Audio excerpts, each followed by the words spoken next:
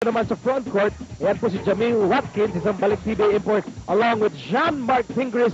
Yes, iba na ho ang kanyang kupunan. He is now part of the Magnolia Beverage Masters. Magandang gabi sa kanilang lahat on this interesting second day of the PBA Fiesta Conference. Miko Halila alongside Jason Webb. Well, tama yung sinabi mo, Miko. Interesting is the key word dahil a couple of teams that were involved in a blockbuster trade.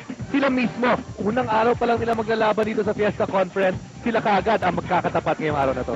Of course, yung pinag-uusapan ng karamihan ng PBA fans, the gigantic switch made by both teams. Now, bear in mind, hindi po pwedeng diretsahan ng trade ng dalawang kupunan. This was a 4-team trade, but bottom line, napunta sa Pure Foods si Enrico Villanueva, napunta si Magnolia, si Mike Fingris. Well, Enrico Villanueva, there became a need para sa Pure Foods for a big man dahil Romela Duco will be out for this conference due to illness. They needed a big man. They found a big man. Etong Magnolia naman, ang kinailangan naman nila, a guy that didn't need the basketball but could produce. I think this trade really worked well for both teams. Pero titingnan natin kung sino pang lalong gaganda yung resulta nila sa konferensyong ito. Kinuha rin ng Magnolia, the former #1 overall top pick, Mike Cortez, as you look at Mark Fingris, na I'm sure lahat kayo naninibago pa, ano? Sa kanyang bagong uniforme. Ito ang ating import matchup. Darius Rice, this guy apparently is a scorer. A lot of good things have been said about this guy, especially during the preseason. On the other side, you look at Jamil Watkins, a balik PBA. He was here all the way back in 2004 for Shell. He's a defensive import. Magnolia needed a defensive import. At yun ang kinuha nila, itong si Jamil Watkins. Jamil Watkins, easily one of the hulking imports in this conference. And ang Pure Foods naman, fell one game short in the Philippine Cup. Both teams did not accomplish what they set out to do in the previous conference, and that's why they have a point to prove, making all this gargantuan player movement just to make sure they will have a better outing this time around. Sa ngayon, pinapakilala na ang primary protagonist ng Magnolia, and immediately Shot Tankinsen, Coach ST, fielding in two of his newest players. Mike Cortez already in there, Jean-Marc Fingris in there as well. At Danny Siegel, of course, he's their #1 offensive option. But from what I know, ito si Danny Siegel really didn't get enough practice time for his team dahil meron siyang injury rin sa kanyang paso. But right off the bat, makikita natin kung yung timpla ng Magnolia for this conference ay eksaktong-eksakto na ba. Welcome to the opening quarter of this ball game between Pure Foods. Sila po ang nakapula against Magnolia in immaculate white tonight.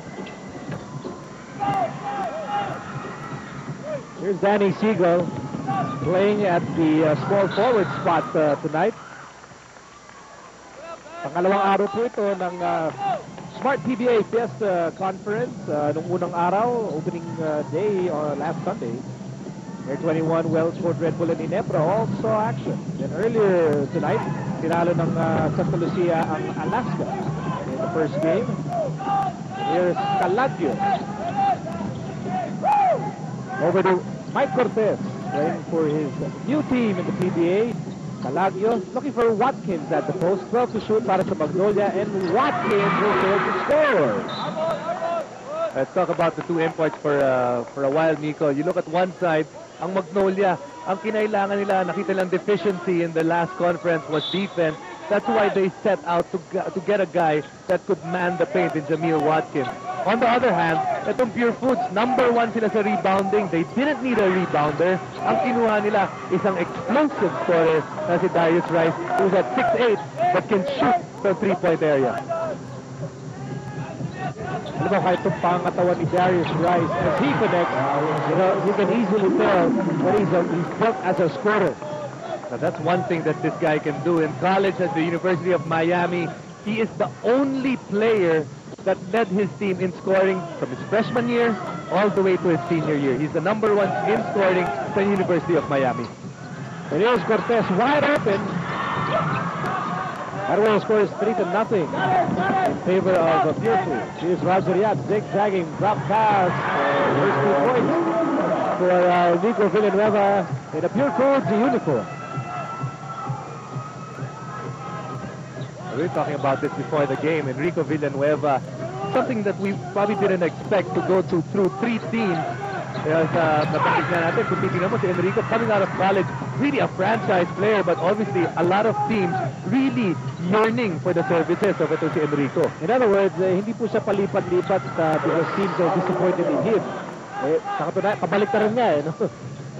A lot of teams really can see what Enrico can bring to the table, kaya marami sa kanila have been really involved in trying to get the services of ito si Enrico.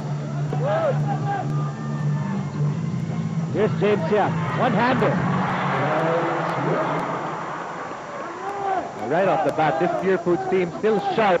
No championship hangover. Of course, they fell 1 game short. Pero makikita mo, yung likse ng team na to nandun pa rin. Teams don't get satisfied playing 7 games and losing it in the last game. James Yap ang tinawagan ng kanyang first personal foul. At Danny Seagull completes the 3-point play, cutting down Pure Foods' lead to 2. Nearly 3 minutes having gone by in the opening quarter. Rice against Seagull, 10 to shoot. Rice pull up, partially blocked. And perhaps Seagull hitting Darius Rice on the arm. And you can see, like we said, the scouting report dito kay Darius Rice, he will play outside, he will shoot from the outside. And yung Rice na yan, a very common name, very famous name.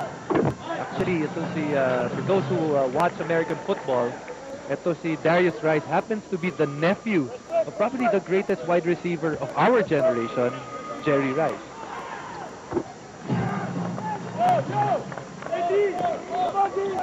Panahon mo yun. Panahon mo sila Monk. Ayos Monk. Washington Red.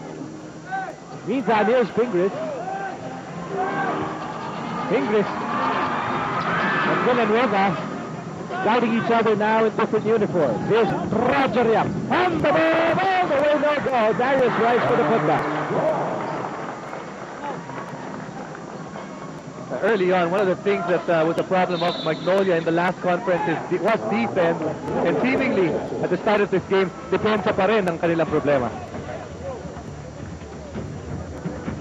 It's no exaggeration when you say that Enrico, perhaps one of the least favorite players of Pure Foods fans. But you know, yung ruta ni Enrico, kung titignan mo, ganun na lagi yung ruta niya. Nung nasa Red Bull siya, hindi siya masyadong, yung mga fans ng Magnolia, hindi masyado natutuwa sa kanya. Pero pumunta siya ng Magnolia. Pagkatapos naman nung nasa Magnolia siya, hindi naman masyadong humingiti sa kanya, mga fans ng Pure Foods. Ngayon, Pure Foods naman ang pinuntahan niya.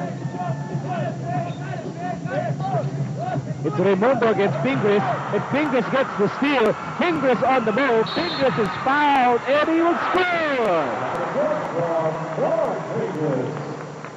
First basket of Mark Pingris in a Magnolia uniform.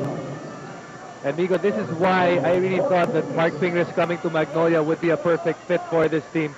Ang kinakailangan nila nung last conference, sinabi nila, ang dami daw superstars nitong Magnolia, but what they really needed, guys like Mark Pingris who would play defense as their priority and allow the other scorers to be the main weapon. Under 8 minutes to go in the opening quarter. 2-point lead for Pure Foods. Here's James Yap. Villanueva outside Kirby. Kirby fires and misses. Watkins with a rebound. Bullet pass to Danny Seagull. Seagull inside. Pingris. Outside. Seagull. Lots of time to shoot for Magnolia. Danny Seagull spins. Fakes and has nowhere to go. Here's Calagio with 8 to shoot.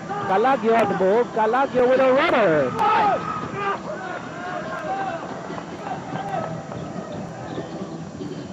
Approaching the 7-minute mark of the opening quarter. Here's Rice. No hesitation. No problem. That's his second PM3 of the ball game. And he has 10 markers in the opening quarter.